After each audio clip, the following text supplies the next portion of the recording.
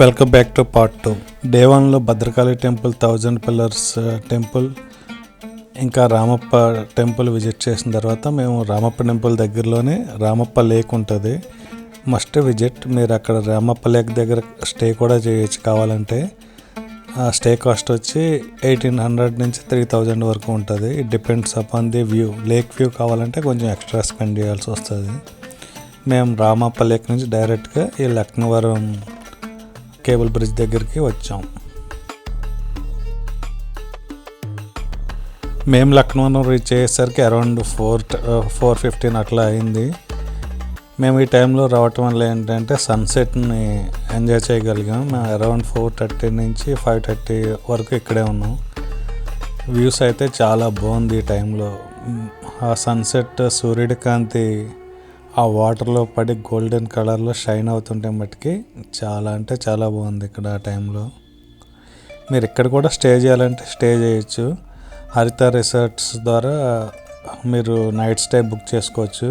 మీకు ఈ cable bridge దగ్గరలోనే కొన్ని ఐలాండ్స్ ఉన్నాయి. మిమ్మల్ని ఆ ఐలాండ్స్కి మీకు చిన్న బోట్లో తీసుకెళ్తారు. మళ్ళీ మార్నింగ్ చెక్అవుట్ చేసేటప్పుడు ఆ బోట్లోనే మిమ్మల్ని ఇక్కడికి తీసుకొస్తారనమాట. మీకు కావాలంటే డిస్క్రిప్షన్లో లింక్ ఇస్తాను. నైట్ స్టే చేయాలంటే maybe it will cost you around 3000 నుంచి ప్రైస్ స్టార్ట్ అవ్వచ్చు. మేము గోల్డెన్ హవర్లో వెళ్ళటం వల్ల సన్సెట్ సూర్యకాంతికి ఫొటోస్ అయ్యి అయితే మటుకి చాలా బాగా వచ్చినాయి. నెక్స్ట్ లెవెల్లో వచ్చినాయి ఫొటోస్ అయితే. నేను మా ఫ్రెండ్కి ఏ ఆన్సర్ ఇచ్చానో చెప్తాను అన్నాను కదా. నేను దాంతో ఏమన్నానంటే, నువ్వు నూడిల్స్ ఇంట్లోనే చేసుకుని తిను, నీకు 3 lakhs పైన మిగులుతాయని. ఎందుకంటే నేను వేసుకెళ్ళిన బైక్ కాస్టే 3 lakhs. ఇంకా దానిపైన నేను ఇంకా camping tent, sleeping bag, kitchenware, gas stove ఇలా చాలా ఉన్నాయి. సో కొన్ని డబ్బులో చూడలేము కొన్ని వాటిని. మనం ఎక్కడ తింటున్నాం, ఏం ఎక్స్పీరియన్స్ చేస్తున్నాం అన్న దానికి ఇంపార్టెన్స్ ఉంటుంది. It's all about experience. తినటం ఎక్కడైనా తినచ్చు. మనం డైలీ ఇంట్లో వంట చేసుకుని తిన్నా అప్పుడప్పుడు హోటల్కి వెళ్తాం. ఎందుకోసం? ఎక్స్పీరియన్స్ కోసం. ఇంట్లో టీవీ చూడొచ్చు, కానీ అప్పుడప్పుడు థియేటర్కి వెళ్ళి ఎందుకు చూస్తాం? థియేటర్ ఎక్స్పీరియన్స్ కోసం. Hope you understood. ఇంకా క్యాంపింగ్ విషయానికి వస్తే, అన్ని క్యాంపింగ్ ఎసెన్షియల్స్తో మీరు బైక్ మీద ట్రావెల్ చేయాలంటే ఇంపాసిబుల్ అని చెప్పను, కానీ కొంచెం కష్టం. కొన్ని వాటిలో కాంప్రమైజ్ అవ్వాల్సి వస్తుంది. ఎందుకంటే మీరు ఎన్ని క్యారీ చేసినా మీ బైక్ మీద అక్కడికి వెళ్ళేసరికి ఏదో ఒకటి మీకు మిస్సింగ్ అనిపిస్తూ ఉంటుంది. సో కార్ అయితే కొంచెం బెటర్ ఎక్స్పీరియన్స్ మీకు దొరకవచ్చు. ఎందుకంటే మీరు నెంబర్ ఆఫ్ థింగ్స్ మీతో క్యారీ చేయొచ్చు మీ కంఫర్ట్గా తగ్గినట్టు. సో లిమిటెడ్ రిసోర్స్తో మీరు ట్రావెల్ చేసినప్పుడు కొన్ని వాటిలో కాంప్రమైజ్ అవ్వాల్సి వస్తుంది. నా క్యాంపింగ్ ఎక్స్పీరియన్స్లో నేను తెలుసుకున్నది ఏంటంటే, మీరు ఎక్కడైనా నైట్ క్యాంపింగ్ చేయాలంటే మీరు ఆ ప్లేస్కి అట్లీస్ట్ ఈవినింగ్ 4 o'clock 5 o'clock వెళ్ళేటట్టు చూసుకోండి. ఎందుకంటే మీకు చుట్టూరు యాంబియన్స్ ఎలా ఉంది, చుట్టుపక్కల ఏమున్నాయి, ఏం రిసోర్సెస్ అవైలబుల్ ఉన్నాయి, ఏమి లేవు అనేది మీరు డే లైట్లోనే చూడగలుగుతారు. మీరు డైరెక్ట్ నైట్ క్యాంపింగ్కి నైట్ వెళ్ళారంటే మీకు నైట్ అక్కడ చీకట్లో ఏమీ అర్థం కాదు. లక్నవరం నుంచి వెళ్ళేటప్పుడు ఈ స్పెక్టాక్యులర్ సన్సెట్ అయితే ఈవినింగ్ అరౌండ్ 6 o'clock కల్లా మేము మేడారం చేరుకున్నాం. పదండి లోపలికి వెళ్ళి సమ్మక్క సారక్క గద్దెలను చూద్దాం. ఇవే ఆ సమ్మక్క సారక్క గద్దెలు. మేము వెళ్ళేసరికి ఈవినింగ్ 6 అవ్వటం వల్ల పెద్దగా పబ్లిక్ అయితే లేరు, కానీ జాతర జరిగే టైంలో అయితే అస్సలు ఖాళీ ఉండదంట. మొత్తం ఇదంతా మీరు చూస్తున్న ప్లేస్ అంతా బెల్లంతో నిండిపోయి ఉంటుందంట. నేనైతే ఎప్పుడు జాతర జరిగే టైంలో వెళ్ళి చూడలేదు. ఇదే సారక్క గద్దె. ఈ ప్లేస్లో కూడా కోతులు అయితే చాలా ఉన్నాయి.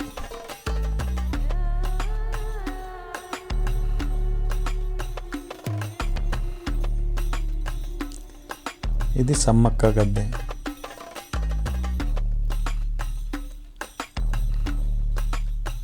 ఇక్కడ బెల్లాన్ని ఆఫర్ చేస్తారు, దాన్ని బంగారం అని కూడా అంటారు. బెస్ట్ టైం టు విజిట్ ఏంటంటే జాతర టైంలోనే. అప్పుడే మీకు అసలు క్రౌడ్ అంతా ఎక్స్పీరియన్స్ చేయగలుగుతారు మీరు. మేము టెంపుల్ నుంచి బయటకు వచ్చేసరికి చాలా లేట్ అయిపోయింది. మాకు ఎక్కడ చూసినా చీకటి, ఎక్కడ క్యాంపింగ్ చేయాలో ఏంటో ఏం అర్థం కాలేదు. అట్ లాస్ట్కు ఫుడ్ ఆర్డర్ చేసుకుని ఒక మంచి ప్లేస్ ఒకటి వెతుక్కొని అక్కడే క్యాంప్ చేసుకున్నాం. మేము అడవిలో కదా, చాలా గాలి అది వస్తుంది అనుకున్నాం, కానీ అంత గాలి ఏమీ లేదు. మాకు నైట్లో అంత తెలియలేదు, కానీ నియర్ బై జంపన్న వాగు అయితే బాగానే ఉంది. సో ఇక్కడ కూడా క్యాంపింగ్ వేసుకుంటాకి కొన్ని మంచి ప్లేస్లు మీరు డే టైంలో వస్తే ఐడెంటిఫై స్పాట్ చేయగలుగుతారు. మేము నైట్ టైం రావడం వల్ల మంచి ప్లేస్ మేము సెలెక్ట్ చేసుకోలేకపోయాము, లేకపోతే ఈ జంపన్న వాగు ఆనుకుని స్టే చేసేవాళ్ళం మేము. సో ఇక్కడ నుంచి నెక్స్ట్ డే మార్నింగ్ ఇంకా ఫ్రెష్ అప్ అయ్యి మేడారం నుంచి బొగతా వాటర్ ఫాల్కి స్టార్ట్ అయ్యాం. సో ఆన్ ది వేలో మనకి ఏటూరు నాగారం ఈ వైల్డ్ లైఫ్ సెంచరీ తగులుతుంది. ఇదంతా త్రూ ఫారెస్టే ఉంటుంది రైడ్. ఈ రైడ్ అయితే చాలా బాగా అనిపించింది. ఎర్లీ మార్నింగ్ మేము బైక్ మీద వెళ్తుంటే ఆ సన్ రైజ్, ఆ త్రూ ఫారెస్ట్, ఆ రోడ్డు మీద ఆ సన్ రైజ్ పడి చాలా అంటే చాలా బాగుంది ఎక్స్పీరియన్స్. ఫారెస్ట్లో ఎర్లీ మార్నింగ్ ఈ సన్ రైజ్ అప్పుడు రైడ్ చేయటం. మేము వెళ్ళేటప్పుడు మాకు ఒక్క వెహికల్ కూడా ఆపోజిట్లో రాలేదు. బట్ మేము తిరిగి వచ్చేటప్పుడు మట్టికి మొత్తం అన్ని ఇసుక లారీలు. నియర్ బై ఒక పెద్ద గోదావరి రివర్ ఏదో ఉంది. సో అక్కడి నుంచి ఇసుక లోడ్ చేసుకుని ఈ రోడ్డు మొత్తం ఇసుక లారీలతో నిండిపోయింది మేము రిటర్న్ వచ్చేటప్పుడు. ఈ ట్రిప్లో ఈ ఫారెస్ట్ రైడ్ అయితే నాకు చాలా అంటే చాలా నచ్చింది. ఆ మార్నింగ్ టైమింగ్ అన్నీ బాగా సెట్ అయినాయి. బాగా ఎంజాయ్ చేశాను నేను ఈ రైడ్ని. మేడారం నుంచి బొగతా వాటర్ ఫాల్కి వెళ్ళే రూట్ అయితే చాలా సీనిక్గా చాలా బాగుంటుంది. మేము బొగతా వాటర్ ఫాల్కి రీచ్ అయ్యేసరికి అరౌండ్ 10 o'clock అయింది. మేము వెళ్ళినప్పుడు అంత వాటర్ ఎక్కువ లేవు, కానీ ఏదో జస్ట్ సరిపడి ఉన్నాయి. మనం వాటర్ ఉన్నా కానీ వాటర్ ఫాల్ దగ్గరకంటే వెళ్ళనివ్వట్లేదు. రీసెంట్గా కొన్ని ఇన్సిడెంట్స్ అవ్వటం వల్ల రెస్ట్రిక్షన్స్ పెట్టారు. ఇప్పుడు పెద్ద వాటర్ లేవు కదా, వాటర్ ఉన్నప్పుడు ఎలా ఉంటుంది అనేది నేను ఒక ఇమేజ్ని అయితే పెట్టాను. ఇదిగోండి ఇలా ఉంటుంది వాటర్ బాగా ఎక్కువ ఉన్నప్పుడు వర్షాకాలంలో. ఇక్కడే ఒక టెంపుల్ కూడా ఉంది, విజిట్ చేయండి. ఈ బొగతా వాటర్ ఫాల్ పక్క నుంచే చిన్న కొండెక్కితే ఈ టెంపుల్ ఉంటుంది ఇక్కడ. మేము ఇక్కడే వాటర్లో చాలాసేపు ఎంజాయ్ చేసాం. ఈ వాటర్లోనే చిన్న చిన్న చేపలు కూడా ఉంటాయి. ఆ చేపలు మీ కాళ్ళు కరుగుతుంటే మటుకు భలే ఉంటుంది ఎక్స్పీరియన్స్. ఫిష్తో స్పా చేయించుకుంటారు కదా, అట్లా ఉంది. మీరు చూస్తున్న ఈ చిన్న స్టవ్ బూటన్ గ్యాస్తో వర్క్ అవుతుంది. స్టవ్ వచ్చి 800, దానికి పెట్టున్న సిలిండర్ వచ్చి 200 ఉంటుంది.